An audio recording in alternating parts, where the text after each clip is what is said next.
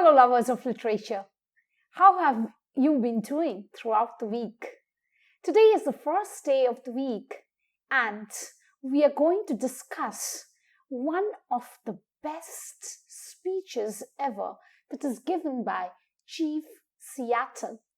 So there are many versions to the speech. The one we are going to deal with is the most authentic version, that is the one given in 1854. So Chief Seattle's speech, also known as the Treaty of Oration of 1854, is a remarkable speech which presents us perspective that has for long been replaced by a Western idea of civilization. It is an eloquent expression of the untold sufferings inflicted on the natives of places all around the world at the hands of European colonizers. The chief, however, does not present the case of his tribe with bitterness. This is very important. He never uses any bitter word, but rather he subdues it with irony. He does it with flowery language that includes personification, that includes visual imagery, but never he uses any bitter word. The piece gives us a view of the ethos and the culture on which Seattle's tribe had been built on.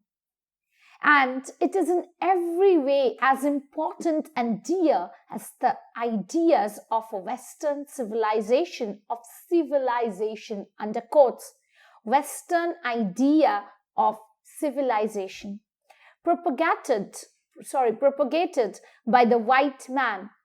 Chief Seattle's speech is imbued with the themes of, very important, it's tolerance, ecological conservation, race, reconciliation, brotherhood, mutual respect of different ways of living. I repeat myself. Themes of tolerance, ecological conservation, race, reconciliation, brotherhood, and mutual respects of different ways of living. Furthermore, the speech is a translation of what was actually spoken and is probably the product of a two-step translation process, as it was articulated in the Lushtosseed language, spoken by the chief, mediated via the Chinook Indian trade language, before finally being translated into English. So now, after having dealt with that, let us get into the historical background of Chief Seattle's speech, which is very important to understand the context of it. Now, Chief Seattle, originally Seattle, lived between 1786 to 1866, remains one of the most famous Native Americans. Interestingly, the city of Seattle is named after him. True to his name, he was a chief of two Native American tribes, the Susquamish and the Duwamish tribes, one from his mother's side and another from his father's. He was renowned as a brave warrior and an effective orator. Seattle commanded great respect within his tribe and was influential on maintaining relations between the Native Americans and the European settlers.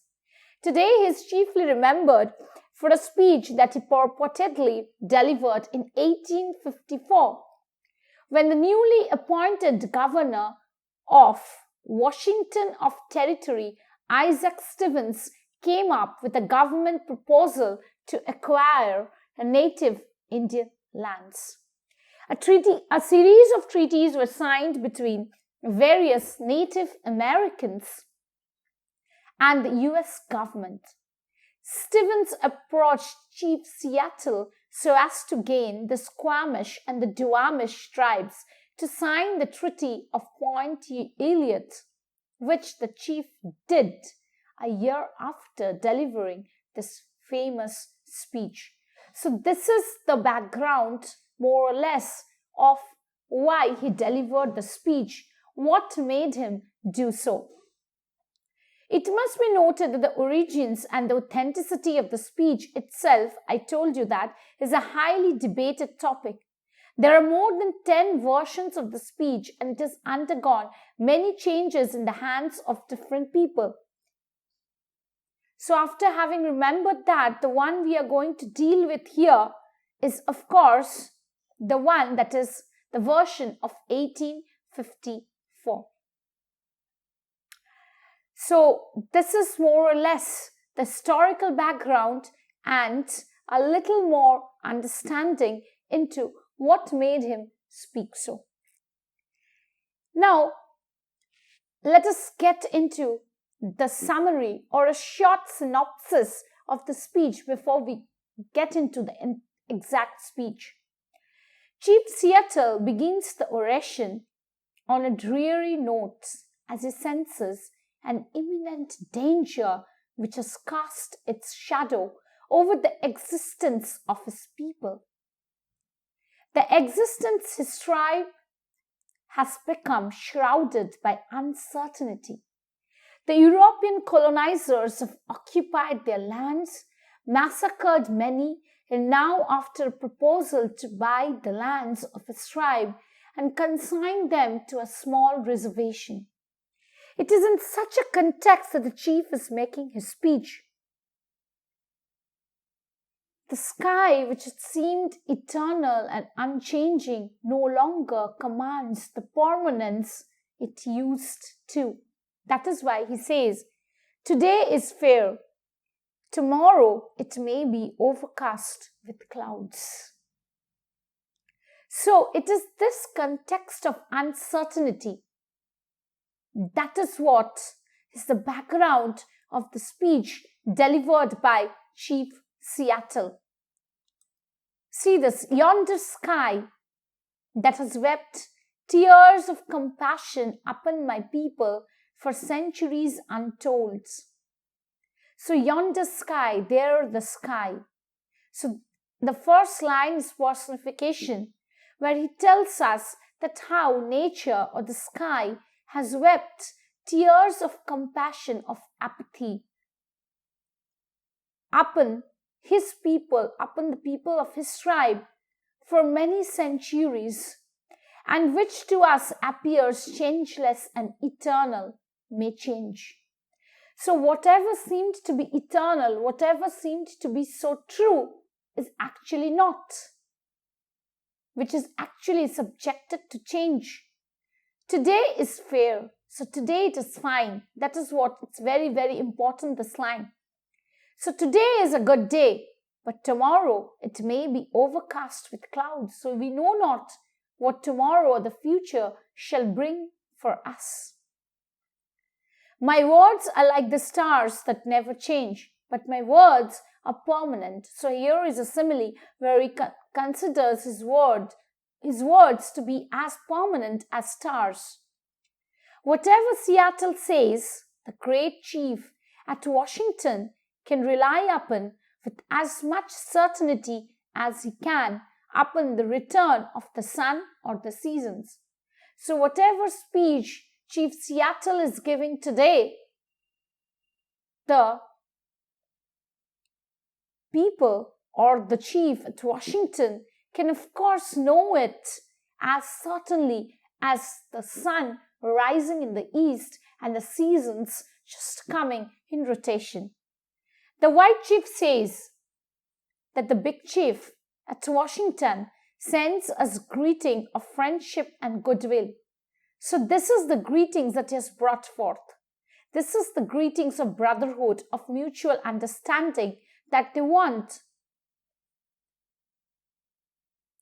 This is kind of him, for we know that he was little need of our friendship in return. So he says this is quite a kind gesture, because we know that, of course, the great chief or the big chief does not need our friendship. It's just an act of understanding. His people are many. So there are many people that he has. They are like the grass that covers the vast prairies. So the people are numberless. It seems to be they are like the grass that covers the vast prairie grassland. But on opposite, my people are few. So we are very less number. We are minorities. They resemble the scattering trees of a storm-swept plain. So our people, it's again a metaphor. They are just like the scattering trees, the isolated trees of a storm-swept plain, of a plain that is swept by storm. The great and I presume good. So the great chief and I presume something good. White chief sends us word that he wishes to buy our land. So this is the actual proposal, that he wants to buy their land, but is willing to allow us enough to live comfortably, but is willing that we should be comfortable enough in our land. So in a way, he is purchasing our land and promising us of living well. This indeed appears just even generous. So there is irony. He says, this is just a generous gesture. Of course it is not, because that is their land which they are purchasing and letting them live in peace. For the red man no longer has rights that he need respects. So the red man or the red Indian tribe has lost all their dignity. So of course they are even denied of respect. And the offer may be wise also, as we are no longer in need of an extensive country. So maybe in a way the offer is wise, because we do not need a big place to live in. Why? Because we are so minority in number. He has already said that we are just like the scattered trees on a storm-swept plain. So he has used this metaphor and also alliteration, storm-swept, SS. Repetition of consonant sounds is known as alliteration. I repeat it once more. So after having done that, let us get into the summary a little more, synopsis. Chief Seattle then proceeds by saying that his words are unchangeable, like the stars. And the chief in Washington can rely on them with same certainty with which he expects the rising of the sun and the return of the seasons. He understands that his tribe is vastly outnumbered by the white settlers, and that the present and the future of the people looks bleak and dark and doomed. He, however, expresses this ominous view by reminding the white man that his people have been living in this place for centuries untold, and that they have had a rich history and culture which predates the time when the white man set his foot upon the land. He says that his people no longer need the vast stretches of land that they lived in, as they have dwindled in numbers. Once they covered the land as the waves of a wind-ruffled sea cover its shell-paved floor. So they were so much as if they were like the sea, the waves in the sea. But now they can easily fit in the reservation, that is just the areas marked by the government for them to live. Though he says he doesn't reproach, he doesn't hate his pale-faced brothers for hastening, his white brothers for hastening, or for doing it fast, the treaty. The decline of his people, the speech provides glimpses of atrocity the white man inflicted on the natives. Of course, this is a way it shows that how the white man were not even justified in their dealing. They were completely atrocious in their ventures. Of how the settlers began pushing his tribe westwards So they were just covering the entire country, and now they're just getting pushed to the westward. And how the red man is frozen with fear whenever he hears the approaching footsteps of his fell destroyer. So the red man is now collapsed with fear, because they know the more of the pale face of the white man means they will be just pushed to the extreme west. So let us get into the speech once more. He says, there was a time when our people covered the land as the waves of a wind-ruffled sea cover its shell-paved floor, the one that I told you. So it's a simile again. It's that once we had covered the sea, once we had covered the land just like the waves of a sea. But that time long since passed away with the greatness of tribes that are now but a mournful memory. So what remains of us is just a memory, a mournful memory. We are a memory with just mourning. Mournful memory is again an alliteration. I will not dwell on nor mourn over. So I will not speak on this. I will not even mourn. I will not even be sad. So it shows that he is quite optimistic in his outlook. Our untimely decay. So I'm not going to mourn our decay, which is not quite according to time. Nor reproach, nor show my hate towards my pale-faced brothers with hastening it, as we too may have been somewhat to blame. So it's maybe our tribe was also somewhat to be blamed for what we have come to. So see, he is such a practical and a pragmatic person that he sees both sides of the coin. That is why the speech is such a great speech to be reckoned one in history.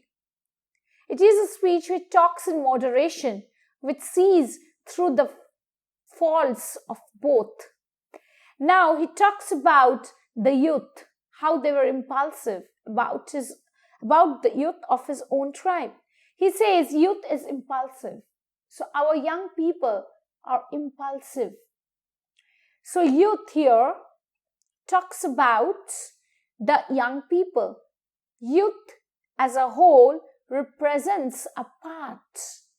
This is a metonymy. Metonymy is a figure of speech when a part stands for whole. When you just mention the part and it actually means the whole, and vice versa. So here the entire youth is mentioned, actually it means the young people. When our young men grow angry at some real or imaginary wrong, so when our young generation get angry at something real or maybe imaginary and disfigure their faces with black paint, and they just paint their faces black, it denotes that their hearts are black. It shows that they have a heart which is black in nature.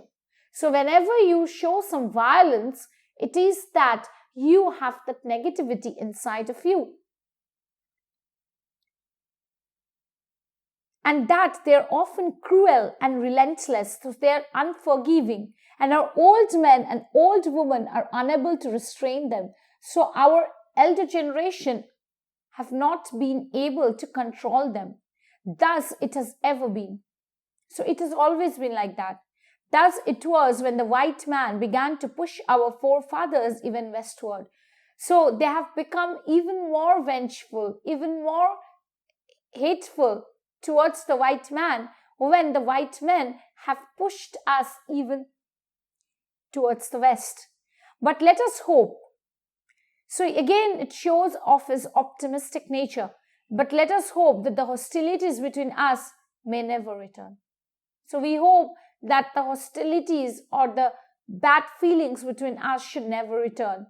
We would have everything to lose and nothing to gain. So we have everything to lose if we show hatred, and we will have nothing to gain. So he understands the fact the answer to hatred is not hatred. Revenge by young men is considered gain. So young men think when you take revenge, it is gaining them something, even at the cost of their own lives. Even if they have to give their lives, they want revenge. But old men who stay at home in times of war and mothers who have sons to lose know better. It talks about the casualties that hatred can bring to old men, to mothers who loses their sons. So this part is very, very important in understanding how pragmatic this man is. Our good father in Washington, for I presume he is now our father as well as yours, so he considers the chief to be their guardian too. That's why he says he is now our father as well as yours. Yours is the white man. Since King George has moved his boundaries farther north, our great and good father, I say, sends us word that if we do as he desires, he will protect us. So this is the word sent, that if we do according to his will, then of course he will protect us. His brave warriors will be to us a bristling wall of strength. So his warriors will protect us. This is again a metaphor where the warriors have been compared to bristling wall of strength. Bristling is indomitable wall of strength. And his wonderful ships of war will fill our harbors. And of course his warships will also be ours. So that our ancient enemies so far to the northward, so that our ancient enemies, that is the tribes of Haidas or the Simshians, will cease to frighten our women. So if they protect us, we will be protected from these tribes, who will of course stop frightening our women, children and old men. Then in reality, he will be our father and we his children. So in reality, the work of a father is to protect us, and the white chief or the great chief will become our father too, and we will become our children because he will be protecting us. But now the question, the rhetorical question, then he makes us think that is it ever possible that both ends meet? Why? Because of so much of dissimilarity between both the tribes. Your God is not our God. He talks about religion and spirituality out here, which is very, very important. It's very, very, very important because it talks about the irony. It talks about the separate entities they have. Your God is not our God. Why? Your God loves your people and hates mine. So your God protects your people and does not love us. He folds his strong protecting arms lovingly about the pale face and leads him by the hand as a father leads an infant son. So your God leads you just like an infant son. But he has forsaken his red children. But he has left his red children of the red Indian tribe just like that. If they really are his. And the question is, if we really belong to him. Our God, the Great Spirit, seems also to have forsaken us. Even our God, whom we consider to be the Great Spirit, has also left us, abandoned us. Your God makes your people wax stronger every day. Your God connects people stronger each day. Soon they will fill all the land. Soon you people will outnumber us. Our people are ebbing away like a rapidly receding tide that will never return. So we are just losing people. Our tribe is losing in number, just like a tide, a wave that is receding or going back. Rapidly receding alliteration again. The white man's God cannot love our people or he would protect them. So white man's God cannot love our people or cannot even protect us. They seem to be orphans who can now look nowhere for help. So we are just like orphans. We have no one to help us. How then can we be brothers? The very important question he portrays in a different way. He never does it straightforward way. He does it in a different way. He asks the audience to know and reflect. These are all rhetorical questions. How can your God become our God and renew our prosperity and awaken in us dreams of returning greatness? That means, how can your God renew our prosperity and awaken in us the dreams of returning greatness? If we have a common heavenly Father, He must be partial. So even if we consider we have a same God, then He must be partial. For He came to His pale-faced children. We never saw Him, so we have never seen His benediction. He gave you laws. He has given you laws, but we are the outlaws. But had no word for His red children, whose teeming multitudes once filled this vast continent as stars fill the firmament. So once we were so many in number, He has compared the number with two, one with a metaphor and one with a simile. Once He has said we were like the waves of the wind-ruffled sea in the shell-paved ocean. And another time He tells we were so many in number, just like the stars in the sky.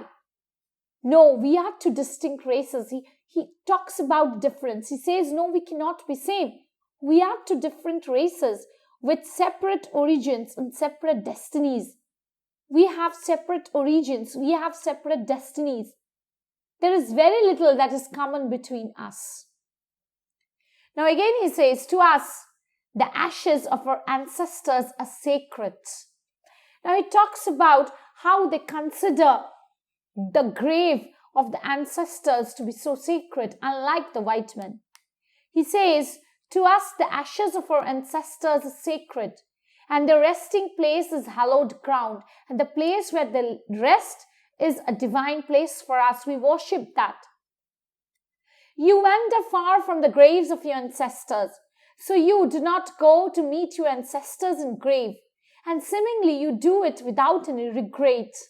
Your religion, now He talks about religion, very, very important, these points. He talks about religion. Their religion, the white man's religion, was written up in the tablets of stones, written on stones by the iron finger of your God. It is, of course, personification. By the iron finger means by the rules inscribed, so that you cannot forget. But the red man could never comprehend or remember it. But the red man doesn't know when he was taught of religion. So our religion is a tradition of our ancestors. So we know religion to be the tradition of our ancestors. For us, the religion is more felt with heart than with rules. That is what He says. So dreams of our old men, given them in solemn hours of the night sky by the Great Spirit. So our religion has come upon us in dreams given to us by our old men, who has got them in dreams from the Great Spirit and the visions of our Shechemims, and is written in the hearts of our people. So we have got it just as the visions of our ancestors, and it is written in our hearts, not like the ones of the white men written in the tablets, written on the tablets of stone. You're dead. Now He talks about how their ancestors even have their duty after they die, which is also very important. It shows their attachment towards the land. Your dead cease to love you. So after dying, your ancestors seem less to love you. And the land of the nativity, as soon as they pass the portals of the tomb, as soon as they get into the tomb, they forget and wander away beyond the stars, and they just go to another realm. They are soon forgotten and never return. You forget them, and they never return.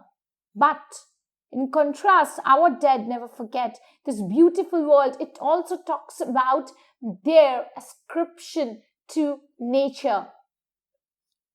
So our dead people never forget this beautiful world that gave them being. So we completely remember this Mother Earth.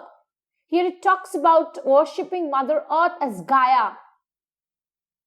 It talks about the ecology. It talks about how they have protected nature, how they have preserved nature. So, and of course, the tribes everywhere has done that. And this tribe, the Squamish and the Duwamish tribe, are unlike that. They also believe in that. To worship nature, to worship Mother Earth. So he says, our dead never forget this beautiful world that gave them being, that gave them existence. They still love its verdant valleys, green valleys, again in alliteration, its murmuring rivers, the rivers which just flow with a murmuring sound. It's, of course, personification. Its magnificent mountains, its majestic mountains, alliteration again, sequestered vales, that is valleys which are completely adorned with greenery, and verdant lined lakes and bays, and the green lined lakes and bays, and ever yearn in tender fond of affection over the lonely hearted living, and they come and they just yearn, urge for the affection, for the love that they share towards this living on this earth, and often return from the happy hunting ground to visit. So they just return happily hunting to visit, guide, console, and comfort them.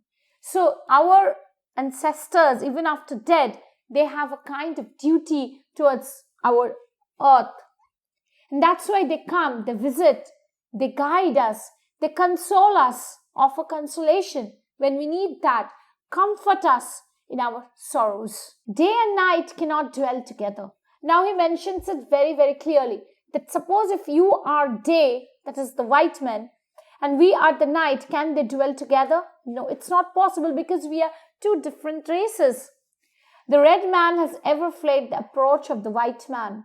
As the morning mist flees before the morning sun, as the morning mist and the morning sun can never meet.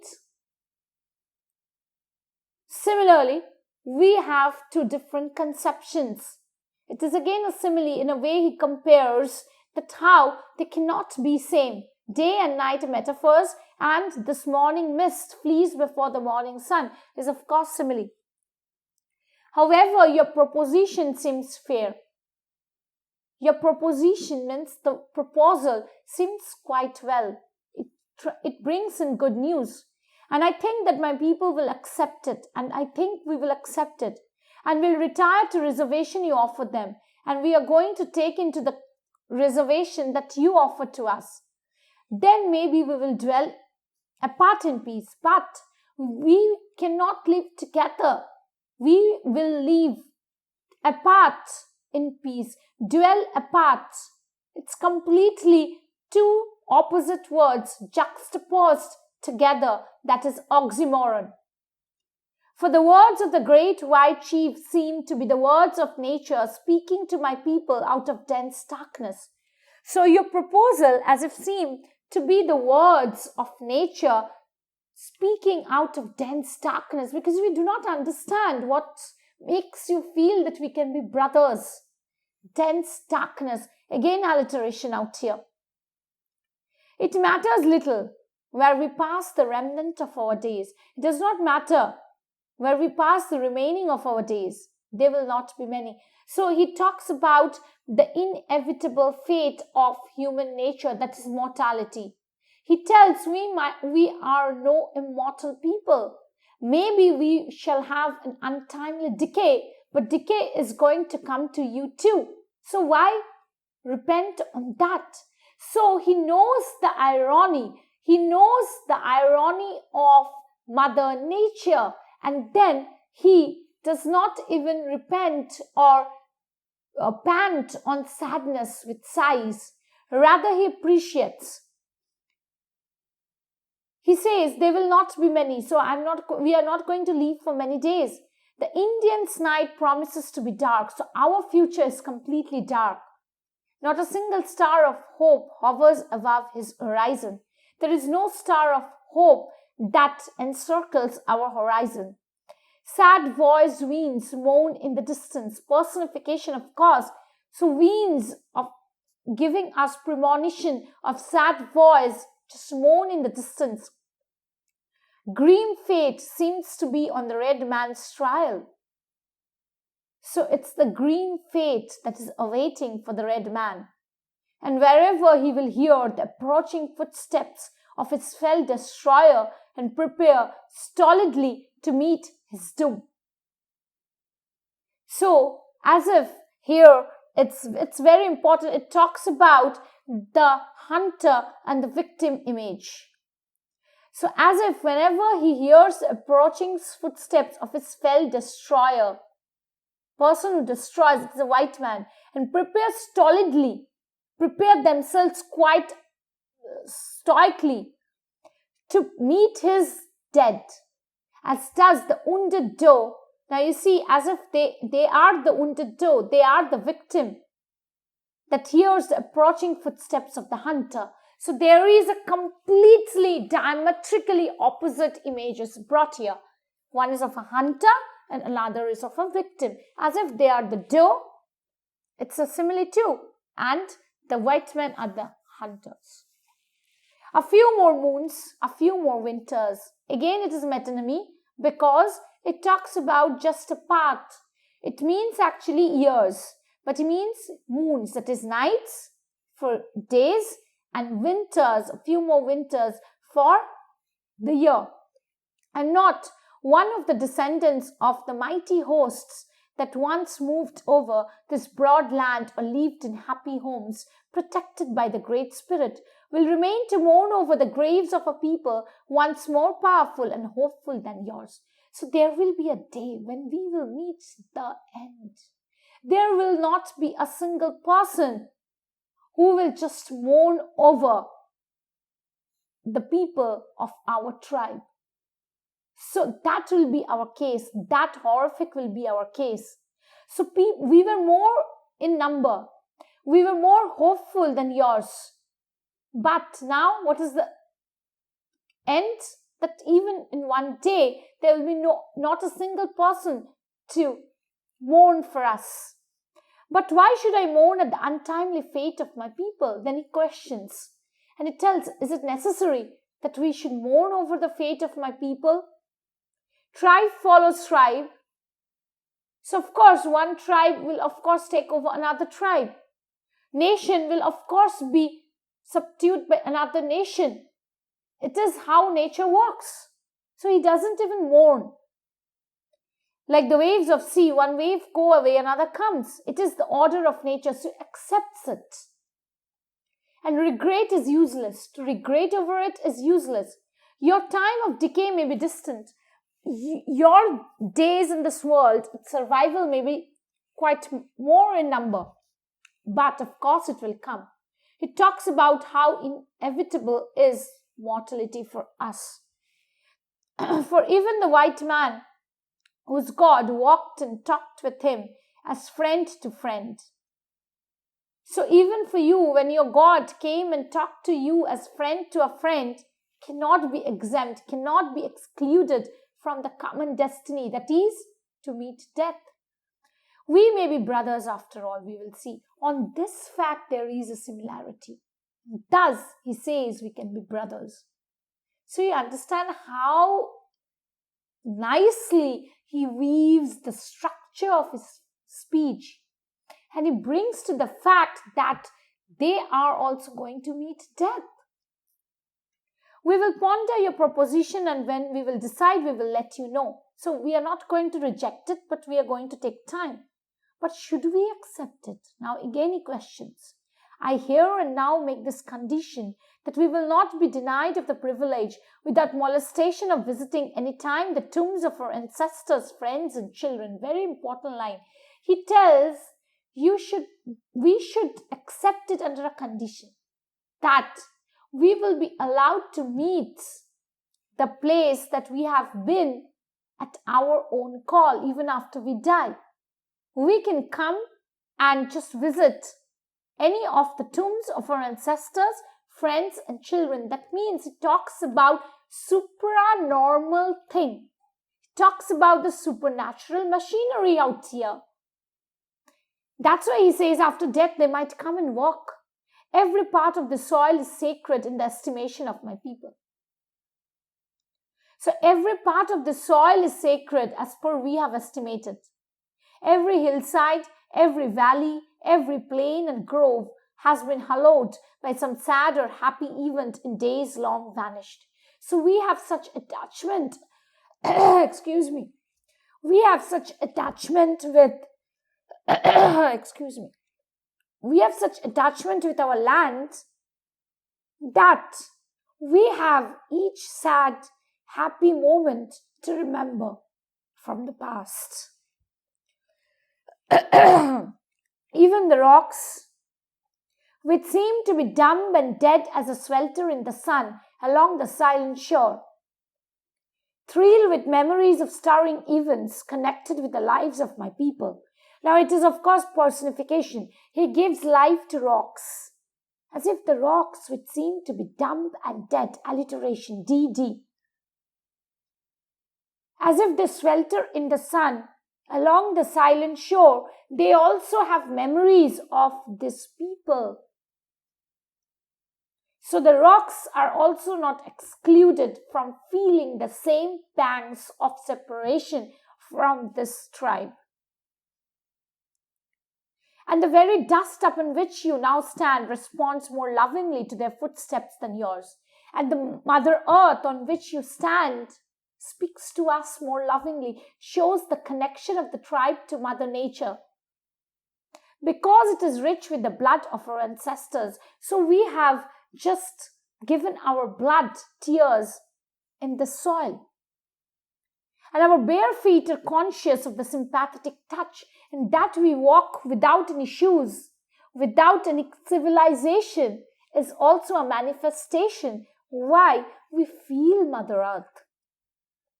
Our departed braves, fond mothers, glad, happy-hearted maidens, and even the little children who lived here and rejoiced here for a brief season, we love these somber solitudes.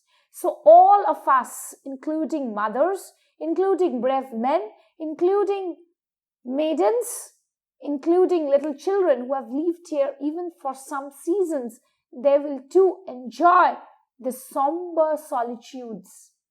That is the pensive solitudes. Somber solitudes is alliteration.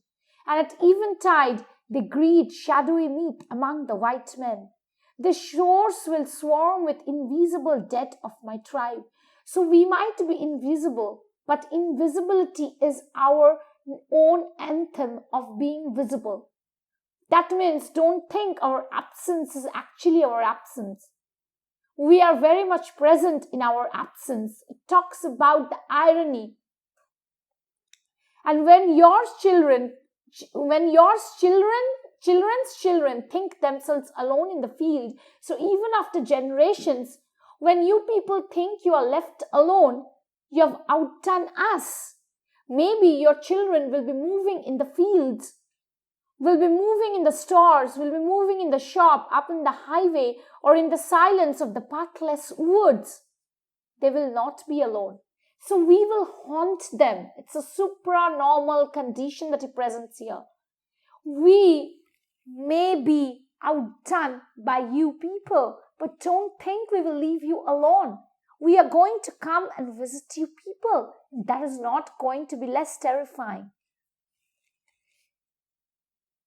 In all the earth, there is no place dedicated to solitude. So we will not even let you be at rest in peace. At night, when the streets of your cities and villages are silent, and you think them deserted. So when you think that at night the streets of your cities or villages are silent, and you think there are just no people moving on it, they will throng with the returning hosts that once filled them. So we will be returning back. They will throng with the returning hosts. So we are the actual makers of this land. We are the hosts and you are the guests. He tells in quite an irony that we are the actual people who belonged to this place.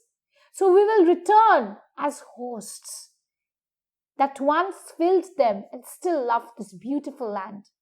The white man will never be alone. So as if it gives a promise that we will not let you be alone.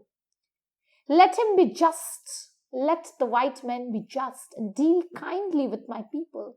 And I assured they should deal kindly with my people. For remember, the dead are not powerless.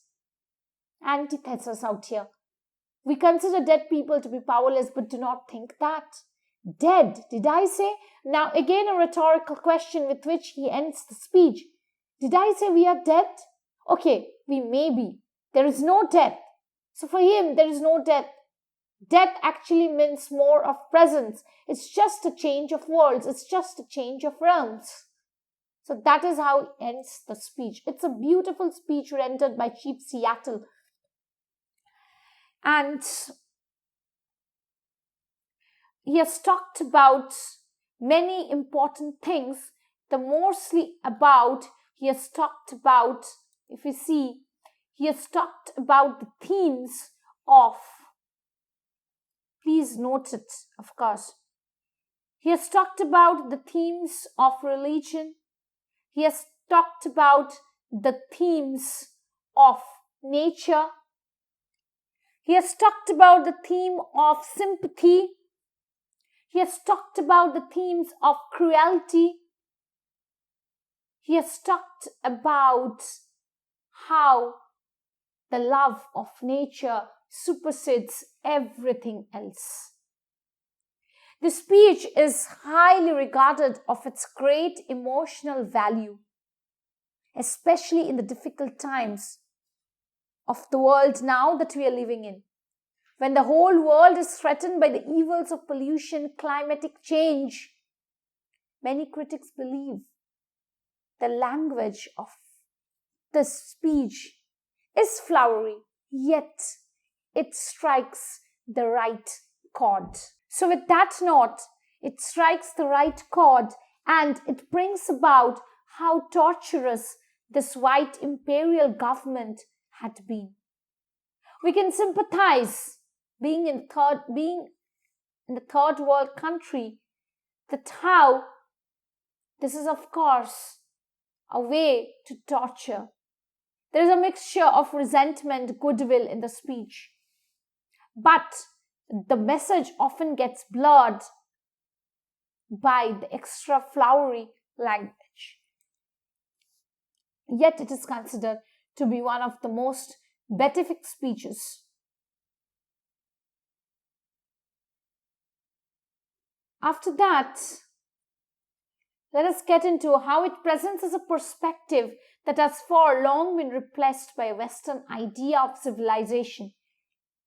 It is an untold expression of how misfortune had been brought on by the European colonizers' path towards global dominion. The chief, however, does not present the case of his tribe with bitterness,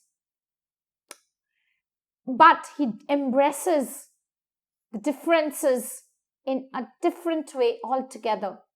The piece gives us a view into the nature, how nature is worshipped, how the civilization has deteriorated nature, the feel of nature. It talks about communal violence both in the home and in the world. It of course talks about tolerance, accommodation, reconciliation, respect for each other's difference is all what we can latch on to. In this regard, the oration of Chief Seattle is like the guiding spirit of the Red Indian folklore, which is speaking to the present world towards tolerance and cooperation. That is what is the message that is given by the speech.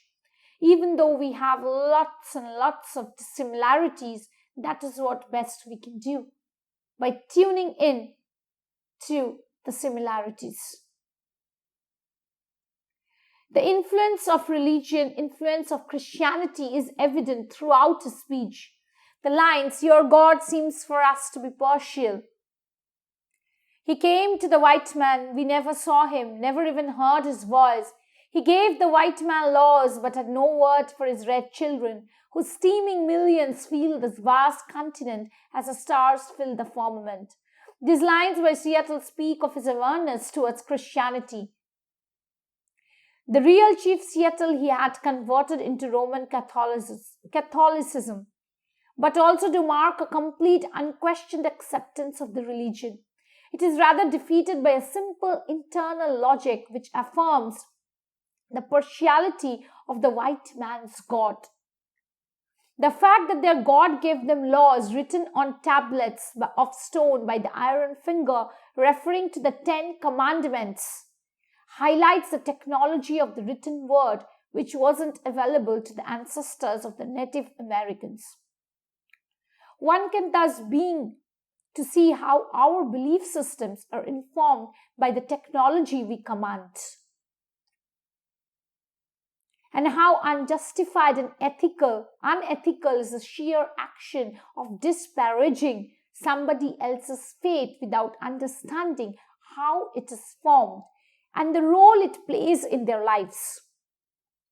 The importance of respecting one another's way of life and refraining from a homogenizing effect, state-sponsored, is made clear by Chief's words that we cannot maintain a same path, a path of similarity.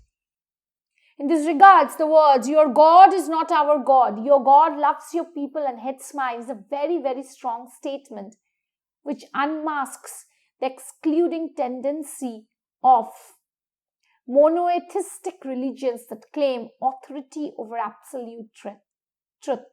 So God is the authority. It does not do that over here. For him, it's more about the feeling. So this part is very important to understand religion. It's a very, very important part to understand religion out here. And the deep association with one's land seems to make us ponder the worship of nature.